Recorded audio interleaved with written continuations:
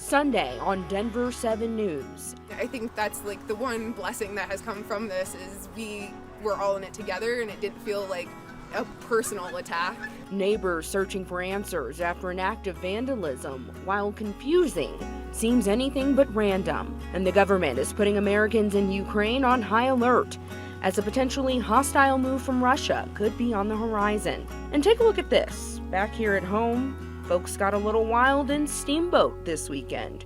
The story behind this tradition on the way.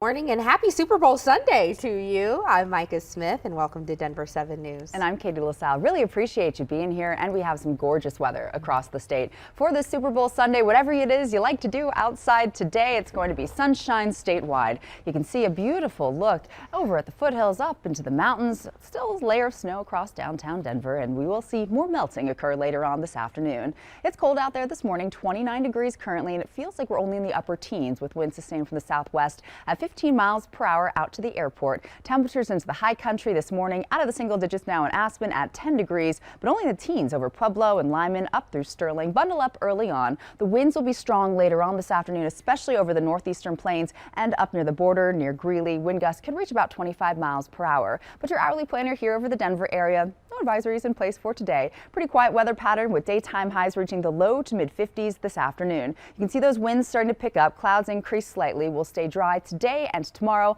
and then we have the chance for snow returning this week. More on that coming up in just a bit.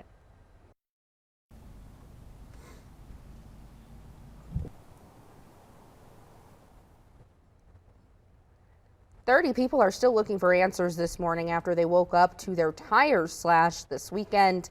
Denver 7's Christian Lopez joins us live now. And Christian, these neighbors say they feel the police department isn't doing enough. Yeah, that's right. They're very upset about this and they want something done about it. This all happened in the San Francisco West neighborhood in Lakewood Saturday morning, and dozens of people had to get their cars towed. They had to buy replacement tires. They had to spend a lot of money on this, and they say that they're very frustrated because there's little security and no cameras to capture the activity in this area. They also say law enforcement didn't send anyone to investigate because of the weather yesterday. And it just feels that there's not enough patrolling that's happening, or like there's just not enough engagement out here to take these vandalism crimes seriously, because if they're affecting us constantly, it seems like patrolling would be the minimum they could do. You just heard from a resident who is very upset about this. People who live in that area are now taking matters into their own hands and trying to collect as much information as they can, but they need your help. So if you have any information or video from this area, call the Lakewood Police Department. I'm Christian Lopez, Denver 7. Christian, thank you. What a headache for those neighbors. And looking a little deeper now, under Colorado law, this kind of vandalism can have serious consequences depending on the amount of damage. Anything more than $300 but less than $750, that is a Class 2 misdemeanor. Between $750 and $1,000, a Class 1 misdemeanor, and $1,000 or more in damage is considered a felony. The Denver Police website says the best way to report vandalism is to file a report online so they can track it and save a copy for your insurance company. Lucky to be alive. That's what police and first responders told one Denver girl after a drunk driver hit her car near Colorado Springs in October. Now the community is helping raise money for her hospital expenses. Brother Down, a nonprofit, stepped in to help Madison Crandall and her family. 4 months later, Crandall is still recovering physically and emotionally. It was really painful, and you don't really realize how much you use your body until you can't use a part of it. And so just figuring out how to move around and not hurt myself was a whole new thing. Pretty surreal when you have a hospital employees and police officers coming and saying that you shouldn't be alive. There were 8 people in Crandall's car, and all of them were able to walk away from the crash with non-life-threatening injuries. The drunk driver also survived the accident. Now to the continued rising tensions on the Ukraine-Russian border. All private American citizens in Ukraine are now being urged to leave the country immediately as U.S. military leaders feel the threat from Russia's military is increasing. Here's ABC's Terry Moran in Kiev. This morning, the U.S. warning Russia may stage a false flag attack inside Ukraine as a pretext to invade its neighbor as early as next week. amid Moscow's massive military buildup along its borders. It comes following high-stakes talks between President Biden and Russian President Vladimir Putin. The two leaders spoke directly for an hour by phone, Biden telling Putin that a Russian invasion would cause widespread suffering, while the Kremlin accused the U.S. of whipping up hysteria. A senior administration official telling ABC News the call was substantive, but there was no fundamental change in the dynamic. The U.S. warning Russia can attack at any moment. We are in the window when an invasion could begin at any time, should Vladimir Putin decide to order it. Secretary of State Blinken also engaging in a last-ditch attempt at diplomacy, speaking with his Russian counterpart, Sergei Lavrov. I raised our serious concerns. I also underscored that if Moscow chooses the path of aggression and further invades Ukraine, the response from the United States and our allies will be swift, it will be united, it will be severe. Some 130,000 Russian troops now line Ukraine's border as Russia continues military exercises, warships in the Black Sea firing naval drills.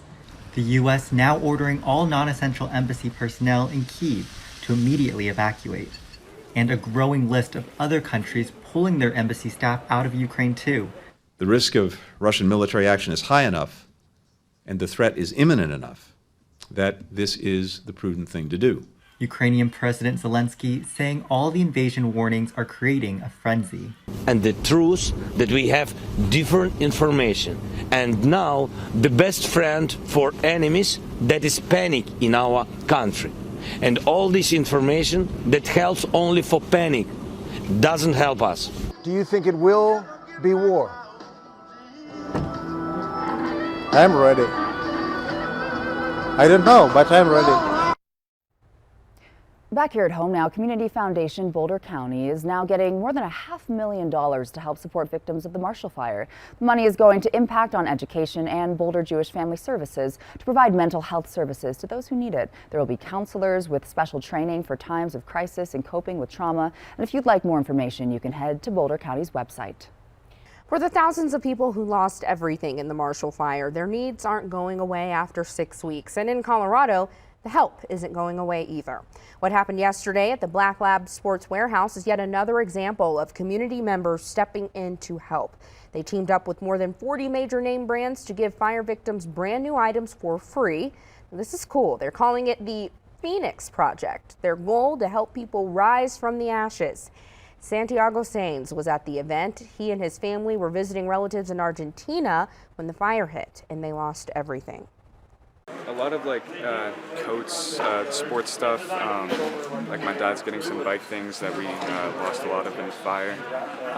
Yeah, a lot of warm clothes. It was a project that came about from a coalition of local companies got together and on the day of the fire decided what can we do to help. So immediately they kind of just sprang to action and started reaching out to their networks and their contacts and worked on getting donations of brand new clothing, apparel, gear, things that these folks might have lost. About 1,000 people signed up for Saturday's event. Organizers say everyone involved in putting it together either knows someone the fire impacted or were affected themselves and still wanted to give back. Veterans are still struggling with loneliness, especially during the pandemic. But there's one group working to change that, how you can support the Compassion Corps after the break.